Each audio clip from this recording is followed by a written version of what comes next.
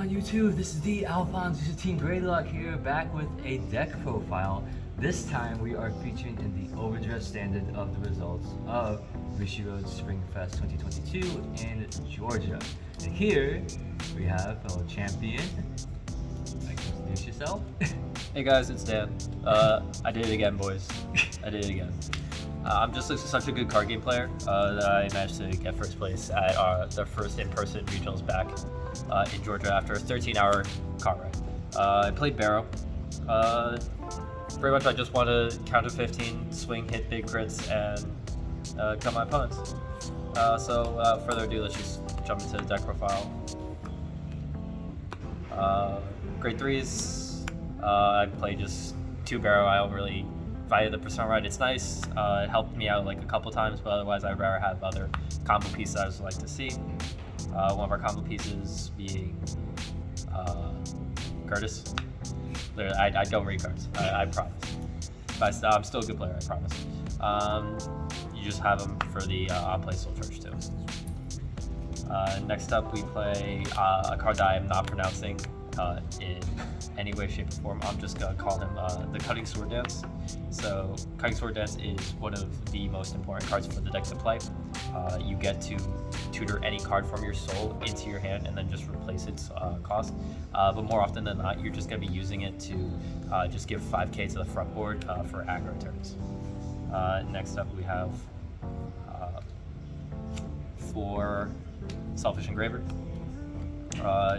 Your other key piece to counter charge and just get a free soul charge. So you can, before combat, you can end on 14 cards in soul and then just swing in counter charge for your Baro play and then go for there.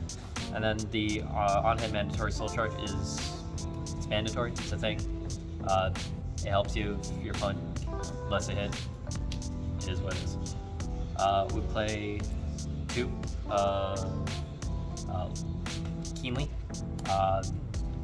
This is the ideal ratio for Keenly because if you hit 1 in damage, like that's pretty much game over. So you're just playing to kill them before you deck out. So you want to be able to see at least 1 over the course of your entire game.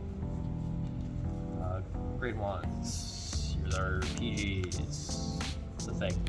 Brainwash Spoiler is one of the most important aggro pieces that the deck has.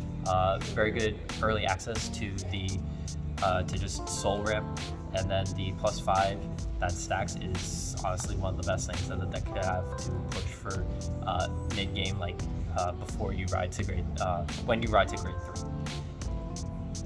And then we end off with 2 Gomon.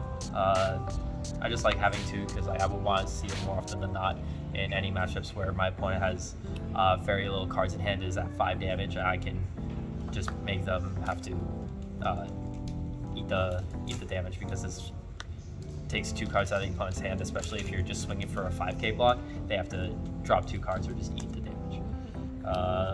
Play 4 Pandemonium Tactics, self-explanatory. It's CB1 for Soul Charge 4.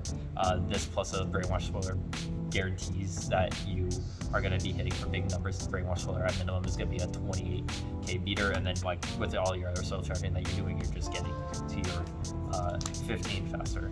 Here's our over trigger, and then Trigger Lab is 5 crit, 6 draw, and then 4 heal. The 6 draw is something that I picked up off of Alex only because you as a Baro player need to see your pieces.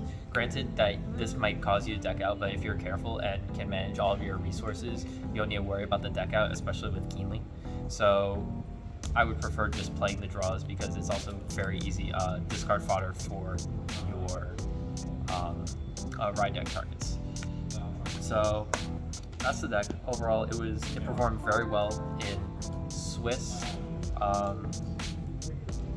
Round 1, I ended up fighting Magnolia. I won the dice roll, so I got to go first. Basically just turboed out to 15, killed him. I fought the Baro Mirror in round 2. I lost that, and that was a team loss. Round 3, I fought Prison, went first. Literally, Prison just can't deal with like a 5 attack turn, especially when you end up with one unit on board or like no units on board, and then if they ride Pure Light, you just dig into your soul and just call out stuff like your Selfish Engravers. Round 4, I fought Orphis. That was lost. I could have beaten the Orphis player if I remember to use the Sword Dancer to get my second PG for my soul to my hand, and if I did, I would have had that game 100%. Round 5, I fought Bastion. That was an easy W. Bastion, because they have all these great 3s in hand, they're really not well equipped to deal with like a 5 attack deck. And round 6, I fought another Baromagnes, and I lost this one too.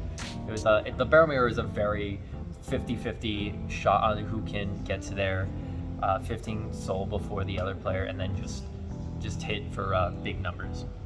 And then top cut, I fought the same Baro player I lost to in round 6, and I ended up winning that one just through sheer aggression. Top 4, I fought Prison again. Literally went first. He did not, for whatever reason, call his Prison when he rode to grade 1, so I just basically was able to just turbo through my stuff and just gain the advantage over the entire match.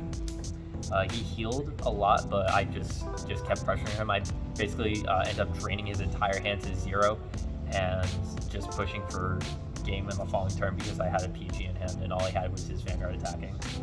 And then finals, I had to fight Bruce, and I just 100% scooped that match because I was 100% losing it because I lost the die roll, and Bruce is just such an aggressive deck that like a very piece reliant deck like Baro like really can't keep up with.